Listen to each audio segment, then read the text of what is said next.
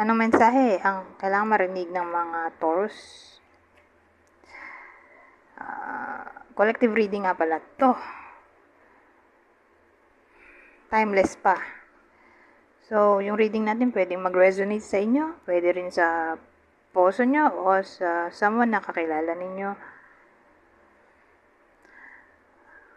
Pwedeng nangyayari na o mangyayari pa lang.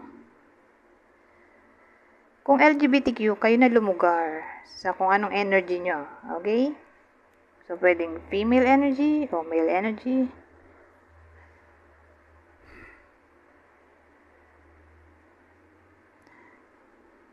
Ano ba bang instruction? Wala nang maisip. So, magsimula na tayo.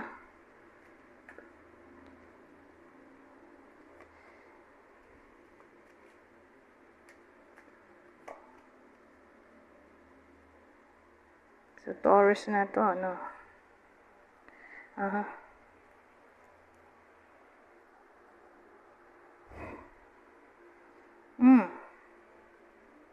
Ano to? Well, parang long distance relationship to.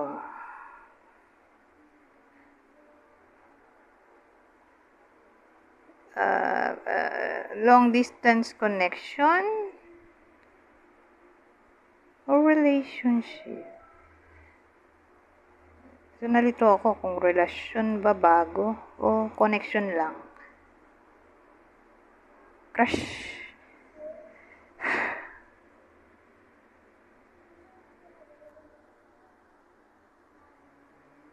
Siguro.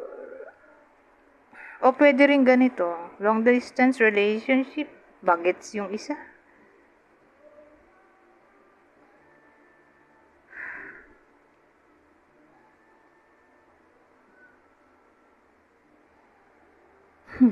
Maganda ko. Sakit na ulo. Dagdagan ko na lang ng isa.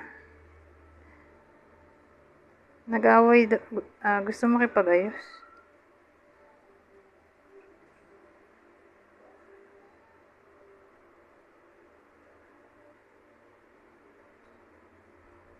So, itong batang energy gusto makipag-ayos. So, ano sila?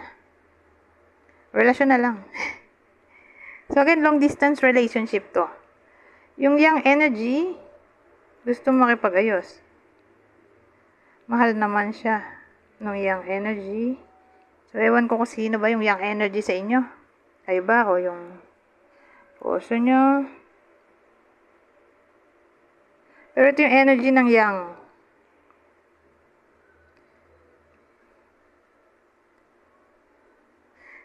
Pwede itong teenager. Kung di man teenager ay young energy nga.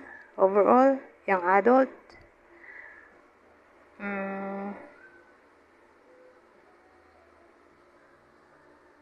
Kasi yung love niya dito medyo immature eh. Kasi bata. Tapos cups. So, batang feelings. Immature. Ngayon, gusto makipag-ayos. Ano kaya naging problem dito?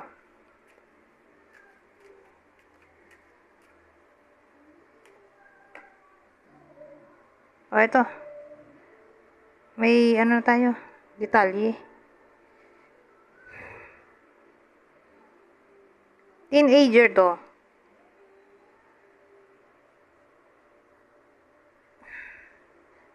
Teenager, ha? Tapos ito, ang edad nito, 22 to 39 years old. Yan yung age ng bida sa kwento. Bata pa rin siya kaysa dito.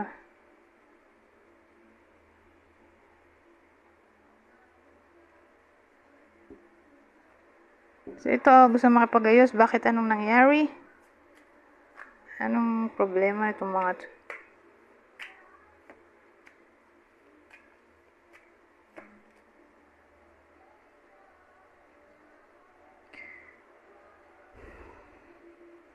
naging madamot.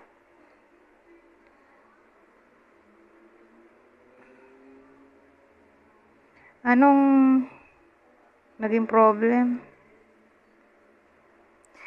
Kasi yung bagets, ang dating, sa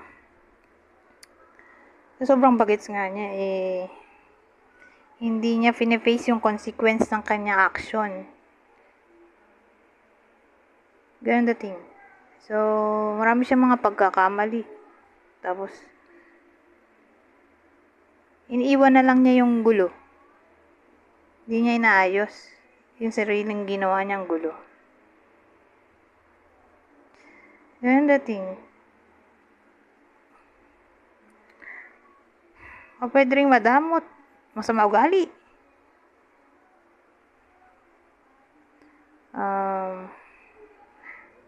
Walang give and take relationship. May power struggle. Parang spoiled yung bagets. Gusto niya siya lagi nasusunod.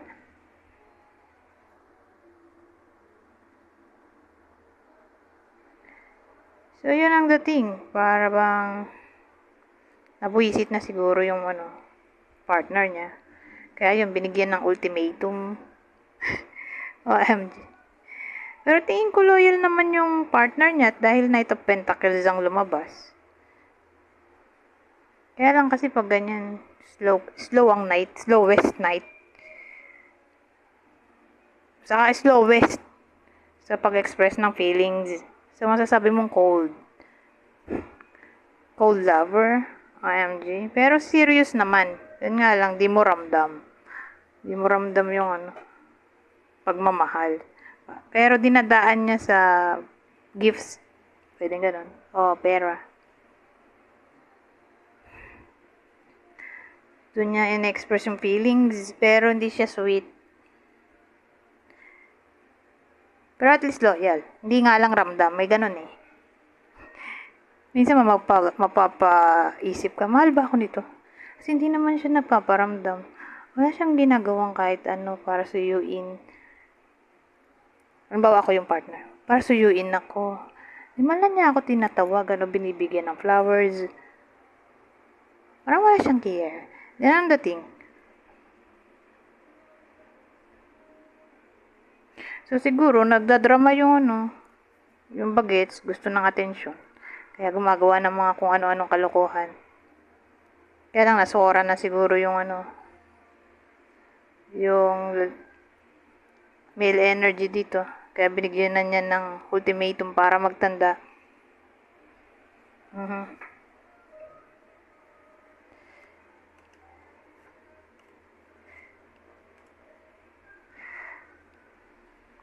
Hindi ko alam kung anong klaseng ultimatum. Siguro silent treatment. Kasi malayo sila sa isa't isa eh. Anyways, gusto mag-sorry nga nitong bagets. Mahal naman niya yung partner. Para sila. Anyways, anong potential outcome ng connection na to?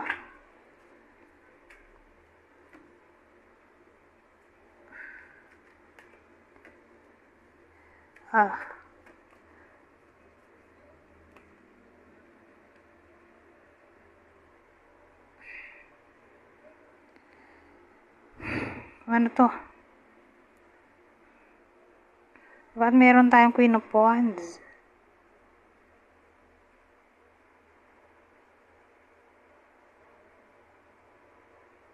Lacking balance.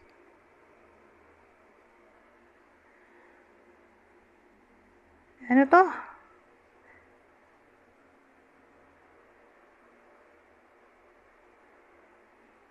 Ano to? Sa mga tulo ko.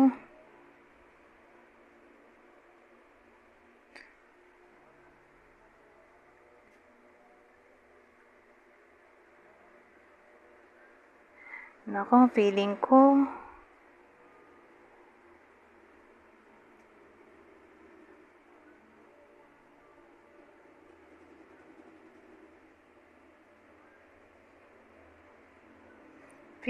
magkakaroon ng iba to. Loyal naman siya dito, pero bakit ganun? Ewan ko. Kasi may loss of balance tayo dito, oh.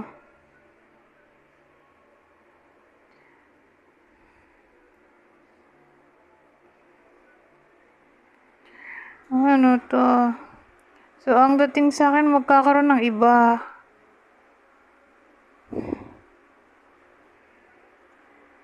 Malaki chance magkakaroon ng iba.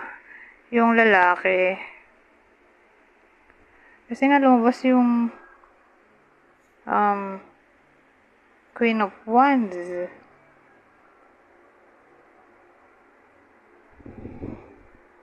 Kasi, ang reason ay dahil kaya siya magloloko, ang reason ay dahil magkalayo sila.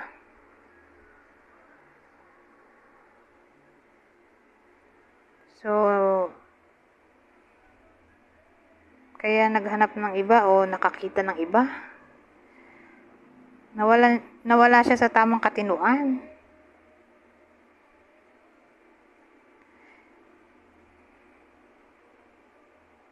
Pero don't worry, baliktad yung Queen of Wands. So, ibig sabihin, di rin magtatagal yung mga yan. Saglit lang yung connection nila.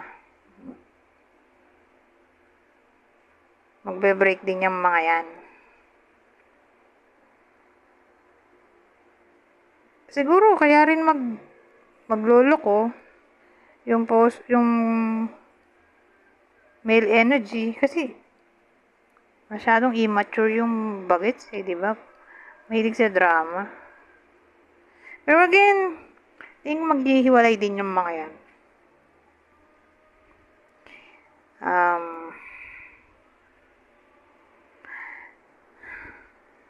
Anyways, punta na tayo dito. So again, maghihiwalay din sila, yung babae yung makikipaghiwalay itong other person. For some reason, di ko alam. Saglit lang connection nila, mga 6 months to 1 year lang. Magbe-break din yung mga yan. Pero again, di pa ito mangyayari pa lang sa future. Sa ngayon, loyal sila sa isa't isa. Ito, pagdating sa future, OMG, magloloko yung lalaki. Ito yung game changer natin. So, pwedeng maiba pa tong kwento. Depende sa lalabas dito. Pwede itong magbigay ng extra message o advice. Open yourself to love. It is safe for you to let your heart be seen. Don't be scared. Magnetic connection. There is a very strong pull and intensity that draws you to this person. Balance. Kanina, loss of balance. Ito. Balance. There needs to be a healthy balance of physical, emotional, and spiritual intimacy for a relationship to be sustainable. Yun nga. Kasi magkaiba sila ng edad di ba?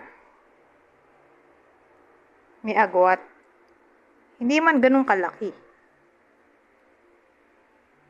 O pwede rin naman big age difference. Depende sa age. Basta ang alam ko, mas matanda yung isa. Mas matanda yung isa sa... May mas matanda sa kanila. Okay? Pero tingin ko yung lalaki mas matanda. Although wala namang gender tong night di ba? Pero vibe ko lang. Mas matanda yung lalaki kaysa sa babae.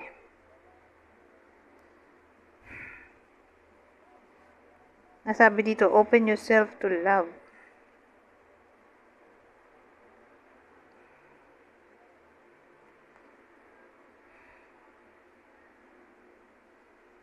Iniisip ko, anong advice dito? Wala namang extra message, kundi advice na to. Makikipag-iwalay na ba siya? Yung bagets? O hindi pa? Magkakaroon ng iba. Yung lalaki.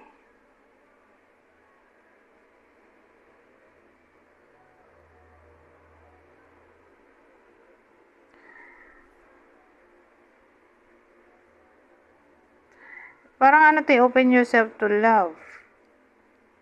So, sa madaling salita, Okay lang i-express ang feelings. Itong magnetic connection, sabi ko nga kanina, maghihiwalay din yun. Yung bago, di ba? Yung babae mismo makikipaghiwalay dun sa lalaki. Kasi may magnetic connection yung lalaki at yung bagets. Sabi nga, there is a very strong pull and intensity that draws you to this person. Na para bang kahit anong mangyari, kahit magkahiwalay sila, magkakabalikan pa rin sila dahil sa lakas ng magnetic connection. Sabi naman dito, balance. So, para mapigilan natin na mangyari itong deception o cheating ng lalaki, siguro kailangan i-workout nung bagets yung kanyang maturity. Kailangan niya i-balance. Ang kailangan niya i-balance kasi sobrang immature nga. Yun ang possible reason kaya matuturn off yung lalaki sa kanya. Kaya sabi dito, balance, matutong mag-balance ng physical, emotional, at spiritual intimacy para masustain ang relasyon na to. So, para hindi magloko yung partner. Kailangan niya i-balance yan, yung emotional, physical, emotional, at spiritual intimacy. Anyways, ito yung possible partner ng Taurus sa kwento na to, regardless kung sino kayo sa kwento. Kung bagets mang kayo o kayo yung matanda sa kwento. Ito yung possible partner ng Taurus. Cancer, isa sa air sign, Libra, Aquarius, Gemini, Libra, Aquarius. At ang huli, Cancer ulit. Umuulit ang Cancer. Anyways, hanggang dito na lang. Goodbye for now.